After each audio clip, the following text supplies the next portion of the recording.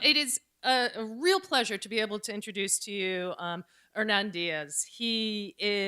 Was born in Argentina and left for Sweden at a young age. He grew up in Stockholm with Swedish as his first language. Years later, the family returned to Buenos Aires, where he went to university. In his early 20s, he moved to London. So if you're getting the sense of a very global person, that would work. To pursue a master's degree, and then he moved to New York City. He holds a PhD from NYU and is now at Columbia University. He has published extensively literary criticism. He is a scholar on Borges and Into the Distance, which is this really cool cover, which you can hold in both ways. Um, just neat. Is his first published novel. And it's hard to talk about all the acclaim this book has, so I have to read it. It was a finalist for the Pulitzer Prize in Fiction, which, if you don't know what that is, everyone knows what a Grammy Award is, or like an Oscar, something like that. Yeah? It's like being nominated for a Grammy. And he's going to talk about it and read from it. But it's a book about, in part, about growing up and sort of that rite of passage, which we have a large tradition of in literature, I think. How many of you have seen Star Wars? And when, all right, like, sorry, I always do this wrong. My Star Wars, like the Princess Leia Bunhead one. Yeah, my first one. Number 4. So it's all about Luke Skywalker, right? He's a young man, right? You know, his home is destroyed, everything is lost. He has to go out into the world all by himself. He's alone. He meets weird, fuzzy people, right? You know, adventures happen, death-defying stuff. And over the course of it, he becomes a man, right? Part of this book is about that. It's part of that tradition. It's about a boy who leaves home and he becomes a myth. But it's more than that. It moves beyond just the adulthood. It becomes a book about survival against hunger and thirst, humans and himself. It's also a book about solitude, both inside the self and outside. And as Kelsey said, I'm particularly thrilled in how this book ties into our theme, because the book is about someone coming to the United States, someone who brings with him an incredibly rich cultural tradition, but also arrives without any English. So it's about the journey within our own country, and I think it's about discovery in many different ways. And in this particular moment, I think that's really important to hear. So it is with great pleasure I introduce Hernán Diaz. I was also trying through this book to address a part of this immigrant tradition in the United States that sometimes, you know, we don't pay so much attention to what was going on. We will always migrate, but we will always also be extremely territorial. So I think that awareness of sort of looking different is also part of the book. The character leaves Sweden for New York, but somehow gets on the wrong ship, you'll hear about that, and ends up in San Francisco and decides to cross the entire United States on foot from San Francisco to New York. But again, it's the 1850s, so he is going against the tsunami of manifest destiny, this big wave that is going west, of prospectors, pioneers, fortune seekers in general, which, you know, manifest destiny in itself is sort of a polite, epic name for American imperialism, really, which is what was going on right then. So this book explores that, and the character gets lost in this landscape he's never heard of, hence this disorienting cover. I'm very happy when people sort of can't find the right way to hold a book. That's a good moment for me always. So most of the book, and this will become relevant for a passage that I will read, actually takes place in what at the time was known as the unorganized territories. So these were big swaths of land that had not been incorporated into the Union. So in a literal political bureaucratic way, these were not the United States. So he's lost, and he's a foreigner in a country that doesn't even exist yet. And this was a way for me also to heighten his foreignness, to heighten his disorientation and his loneliness. Obviously, writing about this period implies confronting certain parts of the American canon. One of them, very visibly, is the Western, which to me is a literary riddle. I don't understand what happened to the Western in the American canon. To me, it's a bafflement that this genre that was primed to become the ideological narrative of the United States because it glamorizes the worst aspects of our history, like genocide, gun culture, the obsession with private property, misogyny, vigilantism, the suspicion of the state, the individual above the law.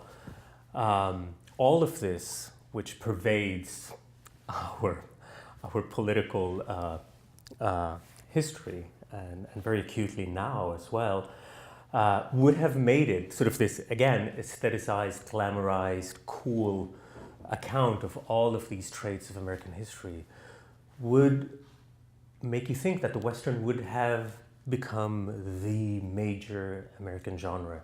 That just didn't happen. It's mostly marginalized. And the good Westerns are called anti-Westerns, right? So almost as if to be accepted as a Western, it has to negate itself as a Western first. So all of these different threads inform the book. I feel I've been going on for too long, but I also hope that this will help you find your bearings in the reading ahead. Some people here really love the beginning of the book, so they asked me to read the beginning of the book. So this is the beginning of the book.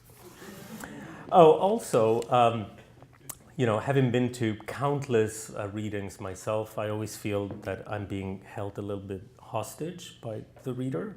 So I'd like you to know that all the passages that I'm reading are relatively short. The first one, for instance, is 4 minutes. Okay? So yeah, it helps. Okay. And this, I don't know if you can see or if you're as blind as I am, but this is the way the first page, the opening page looks. So there will be a pause.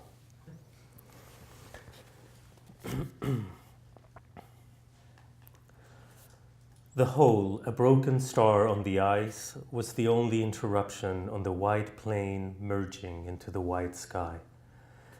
No wind, no life, no sound.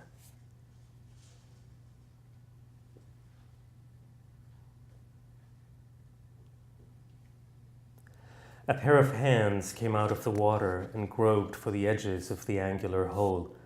It took the searching fingers some time to climb up the thick inner walls of the opening, which resembled the cliffs of a miniature canyon, and find their way to the surface. Having reached over the edge, they hooked into the snow and pulled. A head emerged. The swimmer opened his eyes and looked ahead at the even, horizonless expanse. His long, wide hair and beard were threaded with straw-tinted strands. Nothing in him revealed agitation. If he was out of breath, the vapor of his exhalations was invisible in the uncolored background. He rested his elbows and chest on the shallow snow and turned around. About a dozen chafed, bearded men in furs and oilskins looked at him from the deck of a schooner caught in the ice a few 100 feet away. One of them yelled something that reached him as an indistinct murmur. Laughs. The swimmer blew off a drop hanging from the tip of his nose. Against the rich, detailed reality of that exhalation, and the snow crunching under his elbows and the water lapping on the edge of the hole, the faint sounds from the boat seemed to be leaking from a dream. Ignoring the muffled cries from the crew and still holding on to the edge, he turned from the ship and faced, once again, the white void. His hands were the only living things he could see. He pulled himself out of the hole, picked up the hatchet he had used to break the ice, and paused, naked, squinting at the bright, sunless sky.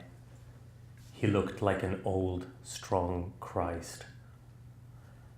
After wiping his brow with the back of his hand, he bent over and got his rifle. Only then did his colossal proportions, which the blank vastness had concealed, become apparent. The rifle seemed no larger than a toy carabine in his hand, and although he was holding it by the muzzle, the butt did not touch the ground. With the rifle as a measure, the hatchet over his shoulder revealed itself to be a full-fledged axe. He was as large as he possibly could be while still remaining human. The naked man stared at the footprints he had left on his way to his ice bath and then followed them back to the... Håkan Söderström was born on a farm north of Lake Tysnaren in Sweden. The exhausted land his family worked belonged to a wealthy man they had never met, although he regularly collected his harvest through his estate manager. With crops failing year after year, the landlord had tightened his fist, forcing the Söderströms to subsist on mushrooms and berries they foraged for in the woods, and eels and pikes they caught in the lake, where Håkan, encouraged by his father, acquired a taste for ice baths. Most families in the region led similar lives, and within a few years, as their neighbors abandoned their homes, heading for Stockholm or farther south, the Söderströms became increasingly isolated until they lost all contact with people, except for the manager who came a few times a year to collect his dues. The youngest and eldest sons fell ill and died, leaving only Håkan and his brother Linus, 4 years his senior. They lived like castaways. Days passed without a word being uttered in the house.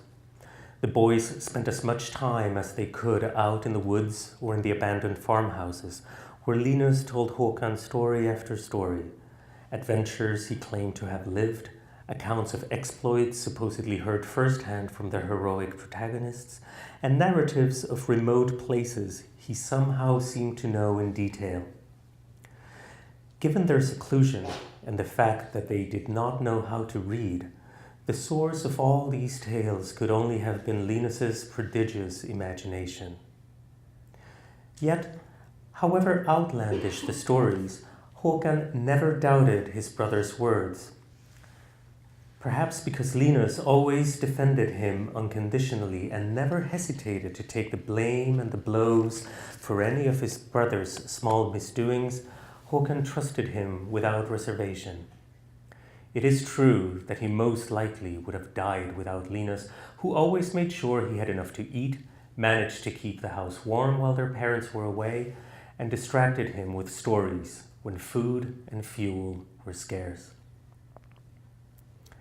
Everything changed when the mare became pregnant. During one of his brief visits, the manager told Erik, Håkan's father, to make sure everything went well.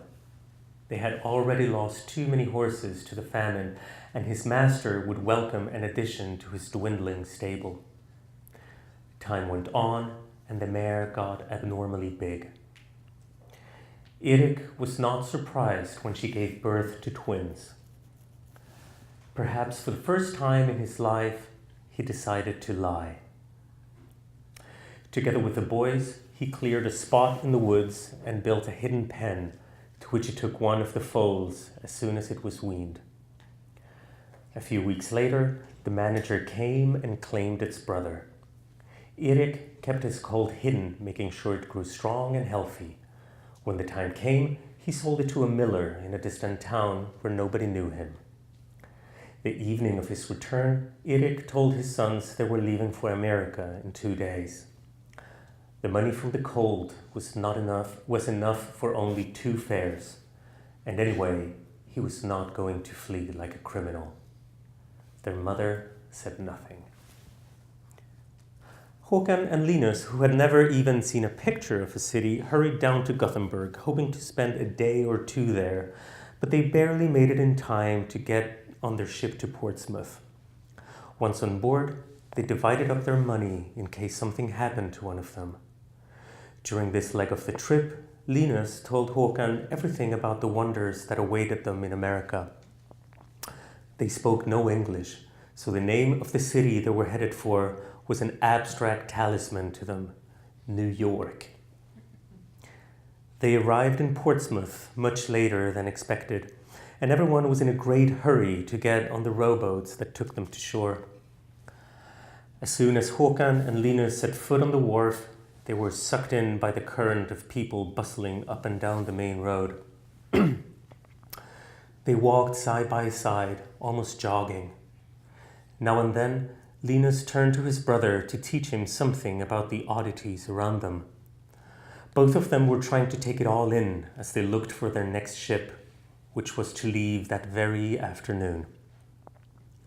Merchants, incense, tattoos, wagons, fiddlers, steeples, sailors, sledgehammers, flags, steam, beggars, turbans, goats, mandolin, cranes, jugglers, baskets, sailmakers, billboards, harlots, smokestacks, whistles, organ, weavers, hookahs, peddlers, peppers, puppets, fistfights, cripples, feathers, conjurer, monkeys, soldiers, chestnuts, silk, dancers, cockatoo, preachers, hams, auctions, accordionists, dice, acrobats, belfries, carpets, fruit, clotheslines.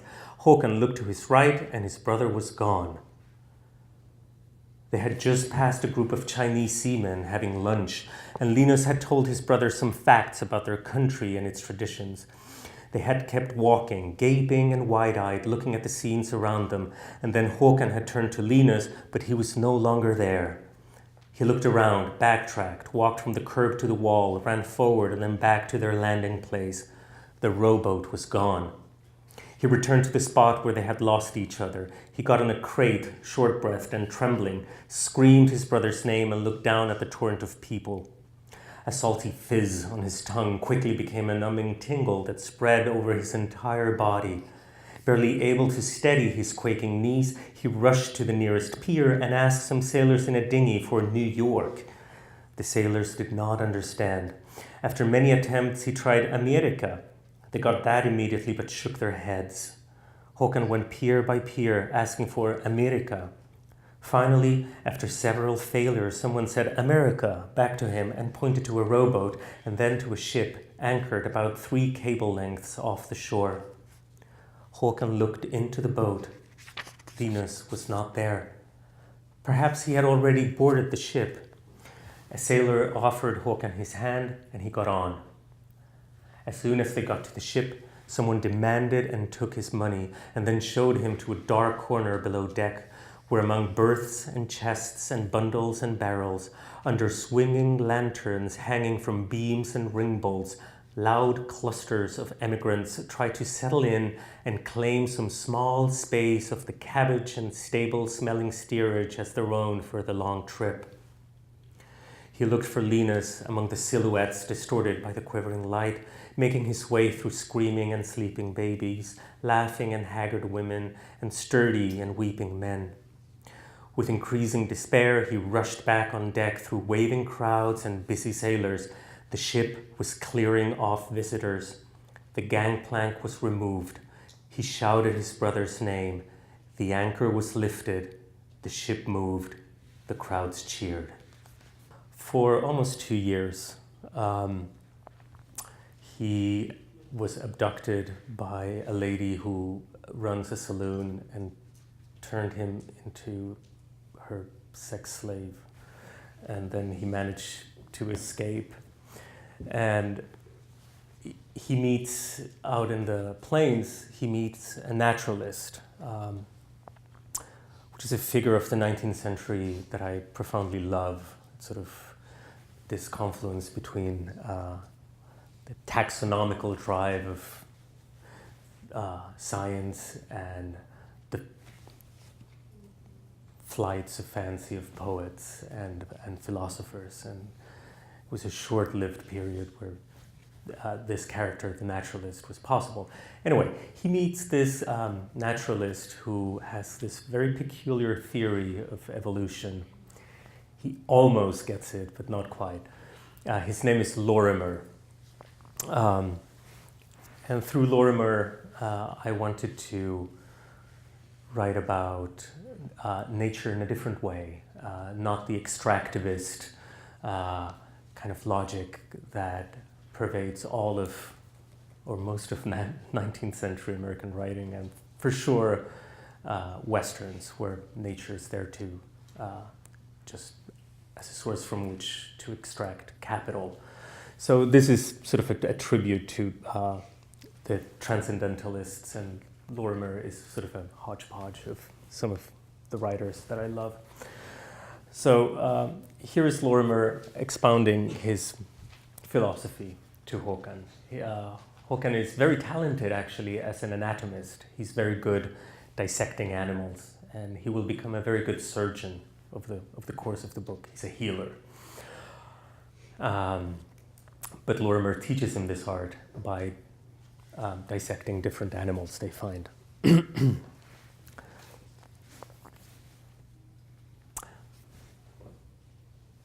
It's 3 minutes and a half.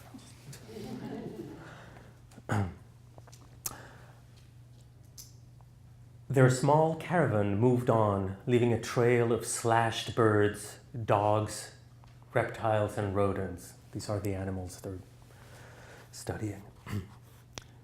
During their lessons, Lorimer often reminded his student that his remarkable talent with the scalpel would amount to nothing if the knife was not held by a loving hand, guided by a truth-seeking eye. The study of nature is a barren enterprise if stones, plants, and animals become frozen under the magnifying glass, Lorimer said. A naturalist should look at the world with warm affection, if not ardent love. The life the scalpel has ended ought to be honored by a caring, devoted appreciation for that creature's unrepeatable individuality, and for the fact that, at the same time, strange as this may seem, this life stands for the entire natural kingdom. Examined with attention, the dissected hair illuminates the parts and properties of all other animals and, by extension, their environment. The hair, like a blade of grass or a piece of coal, is not simply a small fraction of the whole, but contains the whole within itself. This makes us all one, if anything, because we're all made of the same stuff. Our flesh is the debris of dead stars, and this is also true of the apple and its tree, of each hair on the spider's legs, and of the rock rusting on planet Mars. Each minuscule being has spokes radiating out to all of creation. Some of the raindrops falling on the potato plants in your farm back in Sweden were once in a tiger's bladder. From one living thing, the properties of any other may be predicted. Looking at any particle with sufficient care and following the chain that links all things together, we can arrive at the universe. The correspondences are there if the eye is skillful enough to detect them. The guts of the anatomized hair faithfully render the picture of the entire world. And because that hair is everything, it is also us. Having understood and experienced this marvelous congruity, man can no longer examine his surroundings merely as a surface scattered with alien objects and creatures related to him only by their usefulness. The carpenter who can only devise tabletops while walking through the forest. The poet who can only remember his own private sorrows while looking at the falling snow. The naturalist who can only attach a label to every leaf and a pin to every insect. All of them are debasing nature by turning it into a storehouse, a symbol, or a fact. Knowing nature, Lorimer would often say, means learning how to be. And to achieve this, we must listen to the constant sermon of things. Our highest task is to make out the words to better partake in the ecstasy of existence. Håkan had been converted.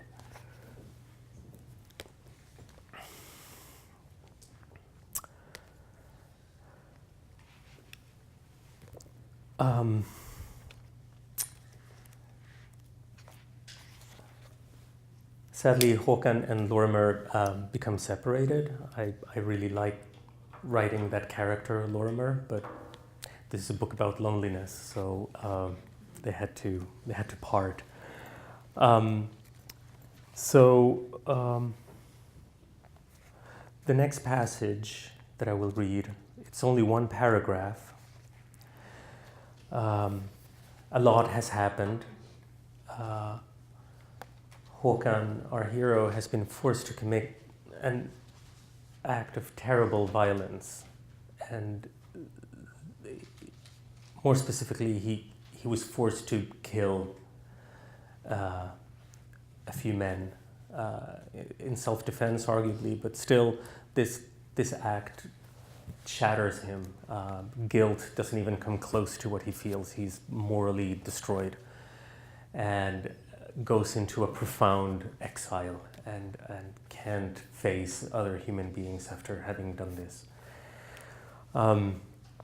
So he's out in the elements, and he's extremely paranoid. So he has taught his horse and his donkey this trick. He makes them lie down whenever he feels that something is coming in the horizon, which is never true because he's in the middle of nowhere. But you need to know that he can make his horse lie down to follow this. Oh, and he's very cold. Yeah. So this is a 3-minute long paragraph.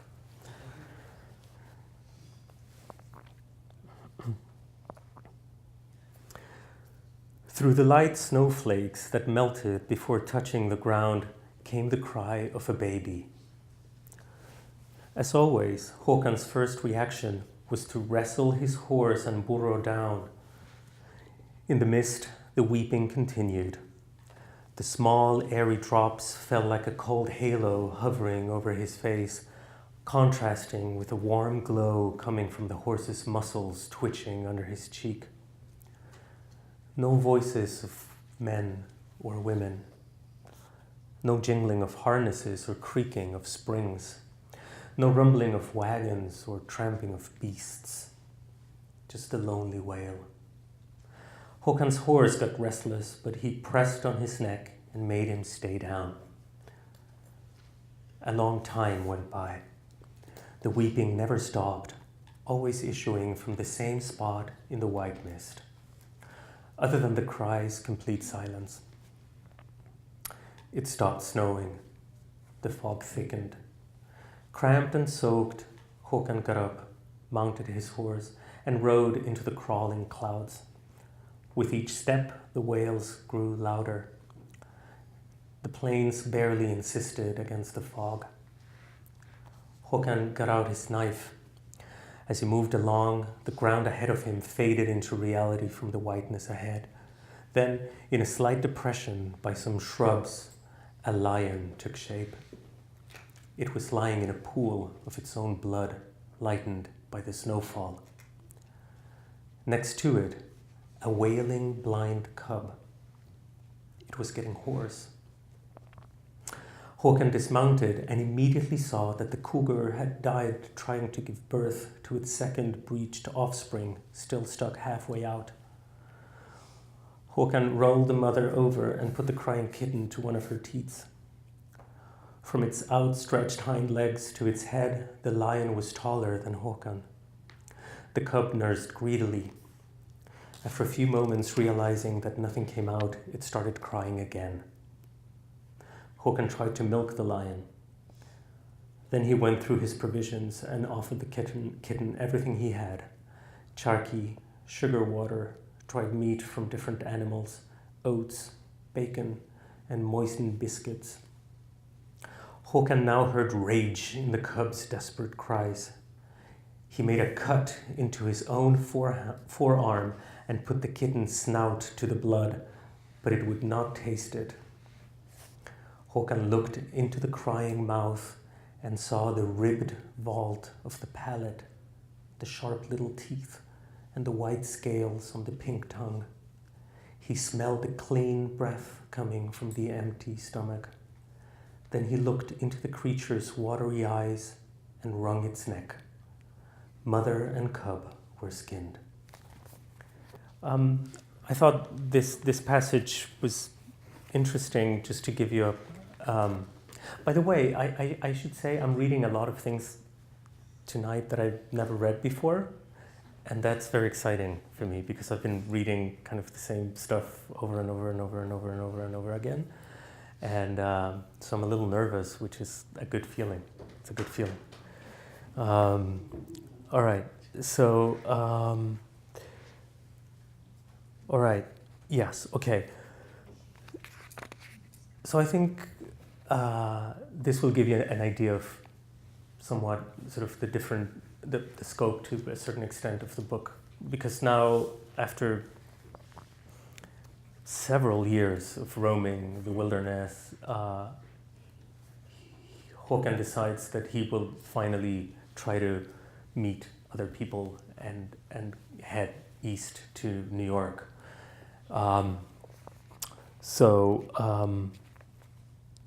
He walks into a town for the first time in many years without having seen a human being.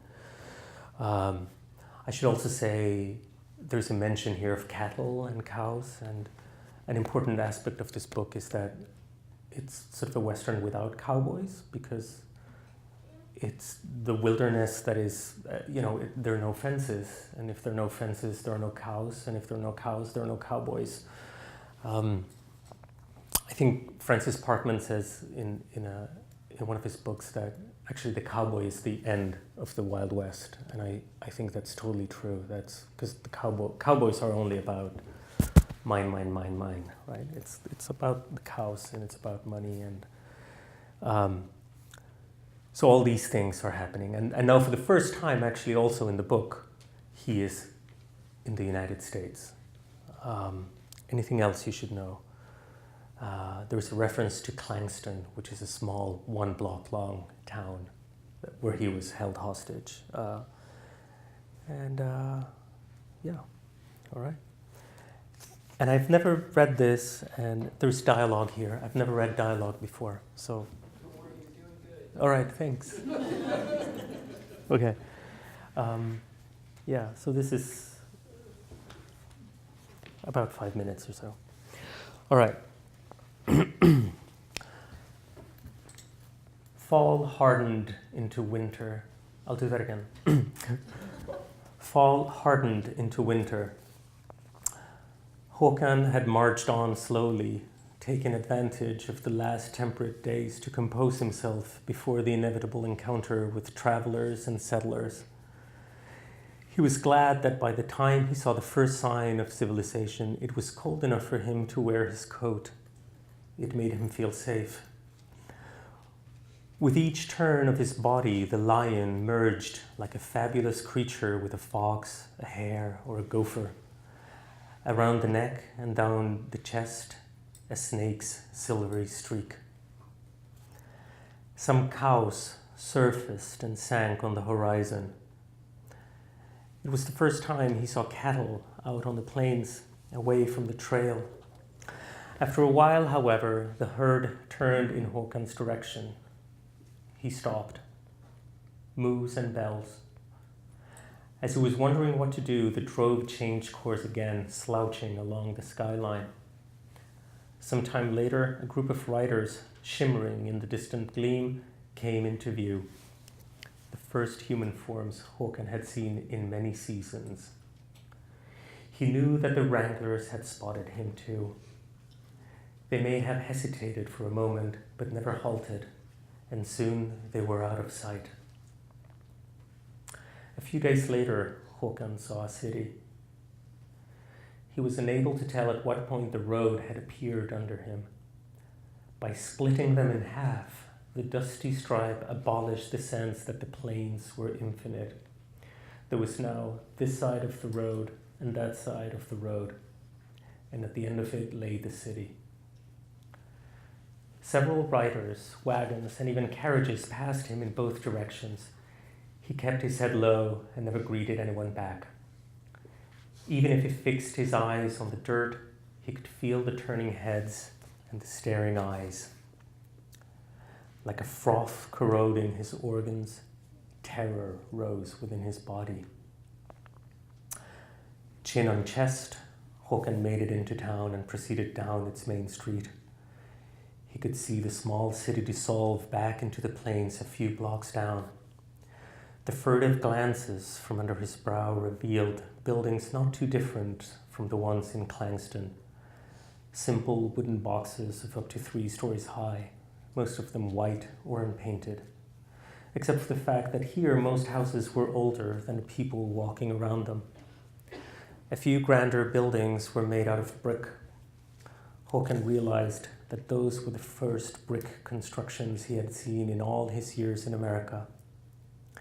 Another source of surprise was the unreasonable profusion of flags, banners, pennants, and banderoles of all kinds and sizes. Later, he would learn that the white stars on a blue field with the red and white alternating stripes was the ensign of the United States of America.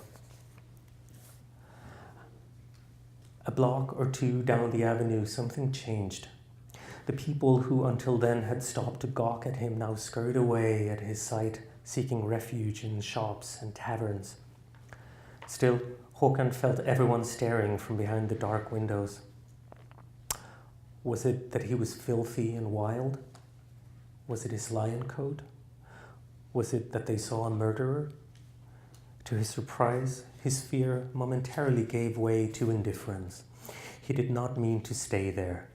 The town, a mere obstacle on his journey east, was just an opportunity to try himself in society, and it would fall behind him forever in a matter of instants. Håkan was about to make a turn when he saw his own picture on a wall. Could it really be his face? It seemed to be his portrait, under some bold letters and numbers he doesn't know how to read. The drawing was rudimentary, and he had not seen his own face in a long time, but his main traits were there. Surely it was a coincidence. It had to be somebody else. Still stunned by the resemblance, Håkan turned around the corner.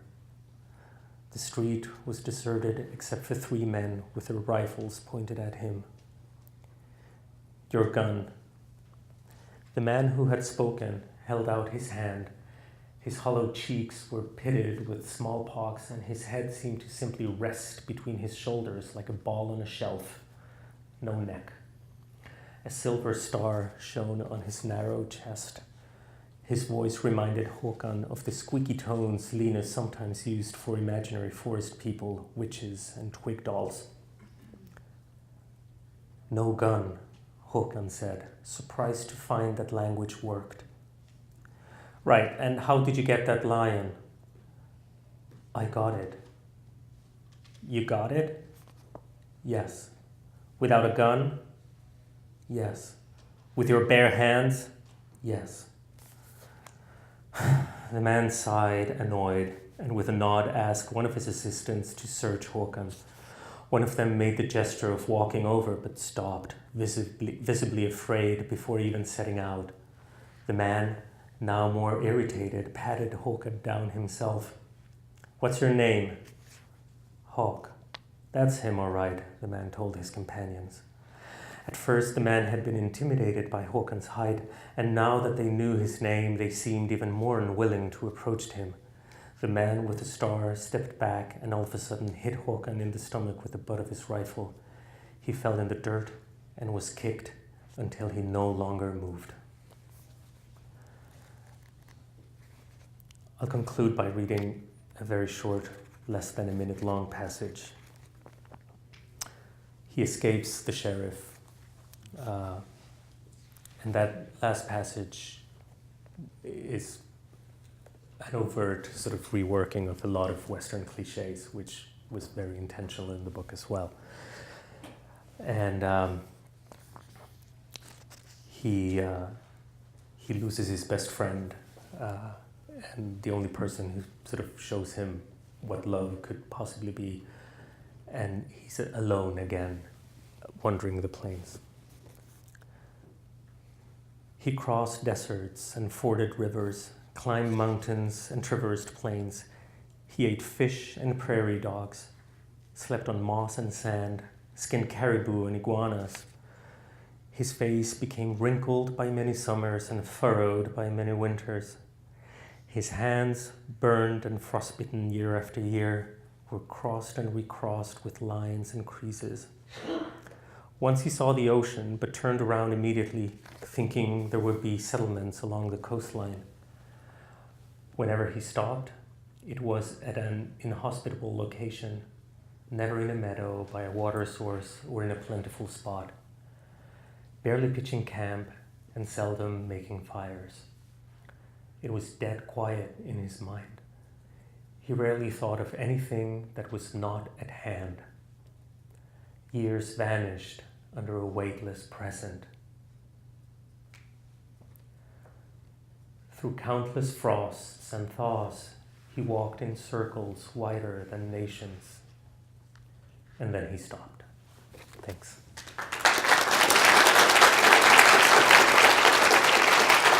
Thank you.